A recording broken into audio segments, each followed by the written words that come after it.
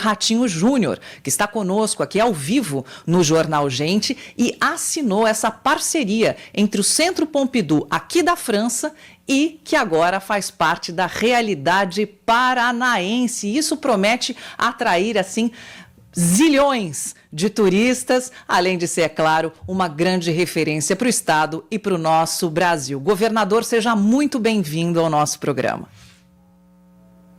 Bom dia, Sônia, bom dia a Thaís, ao Cláudio Humberto, ao Guilherme, a todos que acompanham o programa Band News e a Rádio Bandeirantes. Um prazer estar falando aqui de Paris, né, num dia tão importante para o Paraná e importante para a cultura brasileira, né? Nós hoje finalizamos essa parceria, esse acordo, esse contrato, que foi 4 anos de negociações, né, com todo o comitê curador do Centro Pompidou aqui na França, e hoje nós finalizamos essa assinatura de contrato que, de fato, né, e oficialmente agora, o Centro Pompidou Paraná, que vai ser na cidade de Foz do Iguaçu, foi acordado através de contrato. Então, hoje foi apresentado também todo o projeto arquitetônico de como será o Centro Pompidou Paraná em Foz do Iguaçu, foi aprovado por essa curadoria. Quer dizer, então, para a cultura brasileira é um marco, é o primeiro museu internacional no Brasil, que agora vai ser em Foz do Iguaçu, e passa a colocar o Paraná num roteiro cultural mundial, né, onde os principais museus do mundo, e o Centro Pompidou ele está entre os 5 museus mais importantes do planeta, e esse vai ser o primeiro Centro Pompidou no Hemisfério Sul. Então, realmente, hoje é um dia de comemoração para a cultura brasileira, e em especial para o Paraná, que consegue, disputando com outros países de várias regiões do mundo, trazer esse que é um dos museus mais importantes do mundo. Governador, muito bom dia, bem-vindo aqui ao nosso programa mais uma vez. Eu gostaria de saber os recursos, os números, né? Os recursos envolvidos, os investimentos do governo do Paraná, quanto será necessário, e também qual a expectativa quando no pleno funcionamento do Centro Pompidou em Foz, qual a estimativa, por exemplo, de pessoas, de visitantes, de número de visitantes por ano, enfim, eu gostaria que o senhor nos desse números para destacar, inclusive, a importância dessa iniciativa. O Cláudio, hoje o Foz do Iguaçu passou a ser o segundo destino de estrangeiro do Brasil. Primeiro o Rio de Janeiro, segundo Foz do Iguaçu. Lá tem crescido muito o turismo, né? Inclusive o Ministério do Turismo colocou o Paraná por 2 anos consecutivos como o estado, a região do país que mais cresce no turismo. O turismo do Paraná, o ano passado, 2024, que foi aonde foi divulgados os números pelo Ministério do Turismo, teve um crescimento de mais de 24% no turismo. E no turismo estrangeiro também crescendo muito. Então isso tem feito o Paraná ganhar um grande destaque turístico, em especial Foz do Iguaçu, que é o nosso cartão de visita, né, para o Brasil e para o mundo. Então, quando você leva um ativo desse cultural, que é o Centro Pompidou, que é um museu internacionalmente reconhecido e conhecido, você cria uma nova vocação turística para a cidade de Foz do Iguaçu, que, obviamente, tem como seu cartão de visita as Cataratas do Iguaçu, né? Mas Foz do Iguaçu hoje tem tido uma ampliação no volume de outras atrações. Nós vamos inaugurar agora, final de julho, o Aquário Marinho, que é o mesmo grupo que fez o investimento no Rio de Janeiro, que também é uma grande referência como um atrativo turístico do Rio de Janeiro. Vai agora inaugurar mais um Aquário Marinho que vai ser em Foz do Iguaçu. O setor hoteleiro muito forte em Foz do Iguaçu, com as bandeiras internacionais indo para lá, resorts, parques aquáticos. E o Museu Pompidou sendo agora lançado, né, que nós assinamos o contrato hoje com autorização do projeto para a construção, passa a ser uma grande vocação. Então, em termos de números, para você ter uma ideia, hoje as Cataratas do Iguaçu ela recebe em torno de 2 milhões e 200 de visitantes todos os anos. e isso está numa crescente. A perspectiva de crescimento anunciado pela própria empresa concessionária das Cataratas do Iguaçu é que nos próximos 4 anos chegue a 6 milhões de visitantes o Parque Iguaçu, que é onde ficam as cataratas. Então, um crescimento muito robusto nos próximos 4, 5 anos.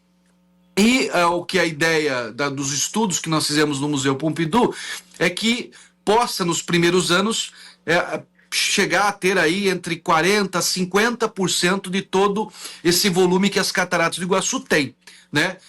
Isso numa crescente conforme você vai ter no volume de exposições e assim por diante. Então, é um investimento que vai chegar na casa de 250 milhões de reais, que vai ter através da Fundação Cultural do nosso estado, que hoje é a nossa secretária Luciana, que é a coordenadora, vai ter, junto com a Juliana Vosnica, que coordena essa fundação, vai ser a gestora, como já é do Museu Oscar Niemeyer em Curitiba.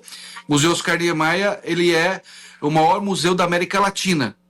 Teve o ano passado 400 mil visitantes na nossa capital. Então, a mesma gestão que coordena o Museu Oscar Niemeyer vai coordenar esse Museu Centro Pompidou Paraná, que vai ficar em Foz do Iguaçu. Governador Ratinho Júnior está ao vivo aqui falando com o jornal Gente Direto de Paris. A gente quer falar de política também com o senhor, governador, mas antes ainda tem mais uma pergunta a respeito dessa novidade, que é grande, né? Um centro Jorge Pompidou no Brasil, em Foz do Iguaçu, no Paraná.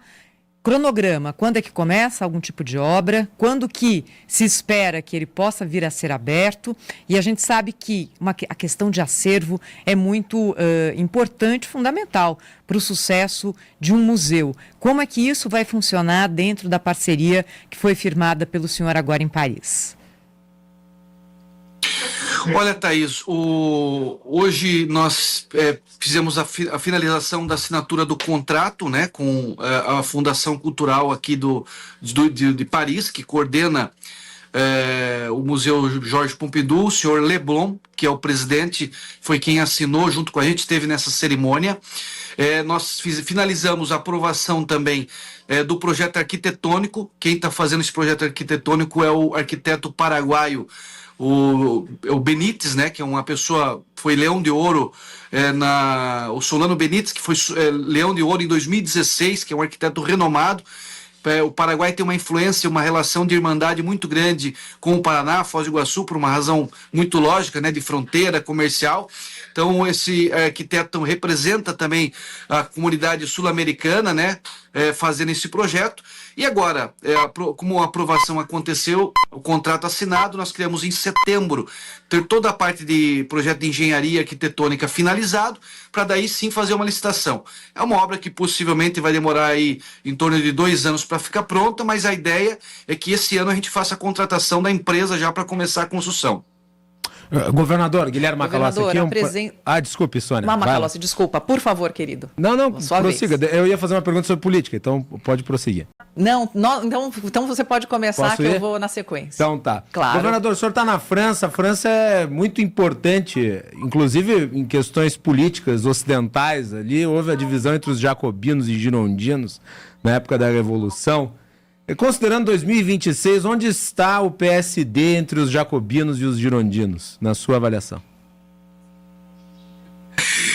Olha, primeiro que a gente está comemorando aqui, né, esse ato do Pompidou também tem uma importância diplomática para o Brasil, né, porque se comemora esse ano 200 anos da relação Brasil-França.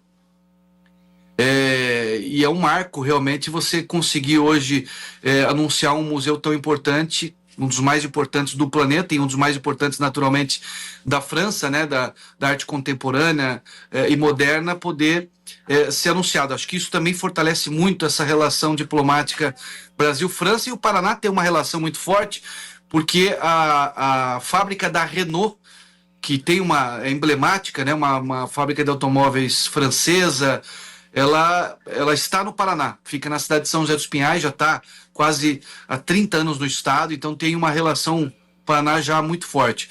O PSD é um partido grande, né, um partido que hoje passou a ser um dos maiores partidos do Brasil, os maiores em número de prefeitos, senadores, deputados.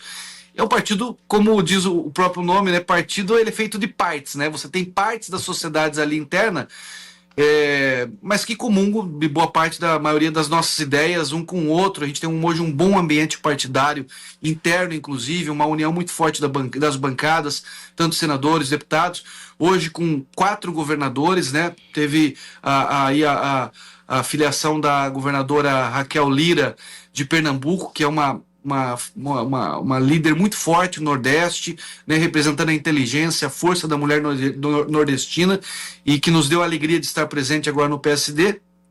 E o Eduardo Leite, que é um grande governador também do Sul, né, que tem feito um grande trabalho no Rio Grande do Sul, assumiu o estado com muitas dificuldades financeiras, teve questão da catástrofe, e ele conseguiu mesmo assim fazer com que o Rio Grande do Sul voltasse a ser um protagonista importante do país, além do Fábio Mitidieri, que é o governador de Sergipe.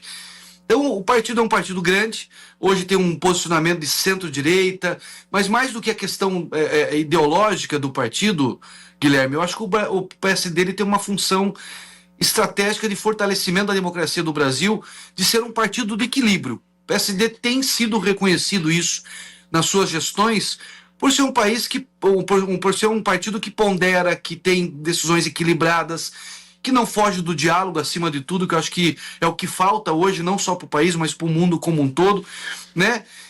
E o equilíbrio está onde se tomam as grandes decisões, né, que consegue harmonizar melhor um ambiente de sociedade. Então, acho que o PSD tem essa responsabilidade de ser esse partido de equilíbrio para o país. Governador, vamos aí o destaque das manchetes nacionais, das manchetes brasileiras. O governo federal, mais uma vez, aumenta impostos. No caso, eu estou falando do IOF, que é o Imposto sobre Operações Financeiras. Dá para a sociedade, as empresas, pagarem ainda mais imposto? A carga tributária brasileira já não é alta demais? Qual que é a opinião do senhor? Olha, Sônia, o Brasil não tem mais ambiente para essa irresponsabilidade tributária fiscal que nós estamos vivendo, lamentavelmente, né?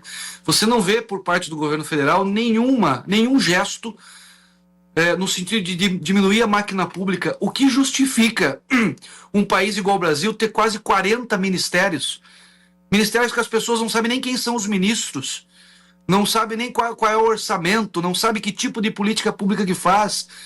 Se um governo está preocupado em fazer com que a sociedade possa evoluir e ter desenvolvimento econômico, social, primeiro tem que dar o exemplo diminuindo as contas públicas, né? Não justifica um país como o Brasil, que tem ainda desafios sociais para serem resolvidos, gastar 5 bilhões de reais numa COP. Não que a COP não possa existir, não que não tenha sua importância, mas 5 bilhões para um evento de 30 dias... Pegaram 1,5 bilhão da Itaipu Binacional, que poderia ter sido usado para diminuir o conta de luz, qualquer outra coisa, para fazer um evento da COP, um evento de 30 dias. Então, o que falta no Brasil é prioridade, planejamento, né? Uma responsabilidade fiscal, responsabilidade tributária. Eu aprendi ao longo do tempo que quem não cuida das contas não cuida dos mais humildes, não cuida dos mais pobres. E nós estamos vendo, lamentavelmente, um governo que a preocupação é gastar de forma irresponsável, sem nenhum tipo de planejamento, sem nenhum tipo de critério, e quando a conta explode, porque esse aumento do IOF, que o que está acontecendo agora, é para consertar a bomba de 2 anos atrás, quando fizeram todo o início da gastança. Agora, essa bomba está para explodir, se já não está explodindo, e estão tentando diminuir o tamanho dessa bomba, que é a falta de dinheiro para tocar o país. Governador, o senhor fala que o seu partido, o PSD, é um partido do equilíbrio, etc., mas também na política é preciso ter lado, né? E no ano que vem haverá aí uma disputa muito importante, né, do ponto de vista da presidência da República. O senhor é um pré-candidato apontado em todas as pesquisas, mas enfim, o que deve prevalecer, mais uma vez, para o bem ou para o mal, é a tal da polarização, né? E eu gostaria de saber se o senhor já definiu o lado em que estará, sem dúvida nenhuma, na oposição ao governo Lula, ou eventualmente pode permanecer nesse entendimento? Porque o PSD se caracteriza um pouco também por isso, né?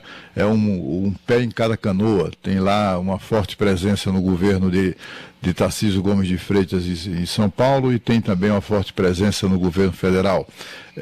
De que lado, afinal, estará o PSD e não vale dizer que é do lado do Brasil, de que lado estará o PSD na eleição de 2026, né? Porque está feia a coisa, a situação do país se deteriora, como o senhor acaba de demonstrar, um dos aspectos mais importantes disso, né?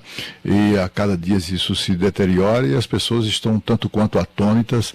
Eu gostaria que o senhor fizesse nos desse uma panorâmica. O senhor sabe que já se falou, inclusive, que uma das pretensões do Lula é tentar atrair o senhor para a chapa dele como vice, para com isso dividir esse campo mais conservador da política brasileira. Eu queria saber se isso procede, enfim, e em que lado veremos o senhor no ano que vem.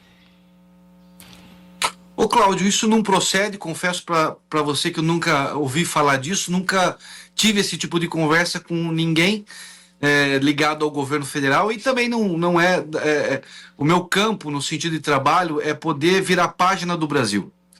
Eu acho que os que estão aí tiveram a sua oportunidade, ajudaram o país com os seus erros e acertos, né? Mas a minha geração tem a obrigação de apontar um caminho para o país, um caminho moderno, de virar a página, de atrair e poder construir um novo Brasil. Quando eu falo do novo, eu não falo de idade, mas eu falo de pensamento, de tese, de caráter, de realmente fazer o Brasil potência que pode ser feito e que, lamentavelmente, não fizeram, né? Com todo respeito ao presidente Lula, eu, desde os 7 anos de idade, eu ouço ele falar, ele é candidato desde 88, que ele quer dar 3 refeições para a população e já está há 20 anos mandando no país e não conseguiu. Então, não tiveram competência para resolver os problemas sociais do país. E a minha geração tem a obrigação de apontar um caminho. Eu quero fazer parte, e aí, respondendo a tua pergunta, qual parte que eu faço, né? Eu quero fazer parte de um novo movimento para o país, que é de modernizar o Brasil, de apontar um caminho, de reorganizar o país de forma institucional, de fazer uma grande transformação da máquina pública, de sair do lápis e da borracha e poder implantar a inteligência artificial, que é o que nós estamos fazendo no estado do Paraná, não só na máquina pública, mas também na educação. É poder fazer a educação pública ser referência, como nós estamos fazendo no estado, que é referência para o Brasil, 5 anos consecutivos, a melhor educação do país, com aulas de programação, educação financeira, robótica.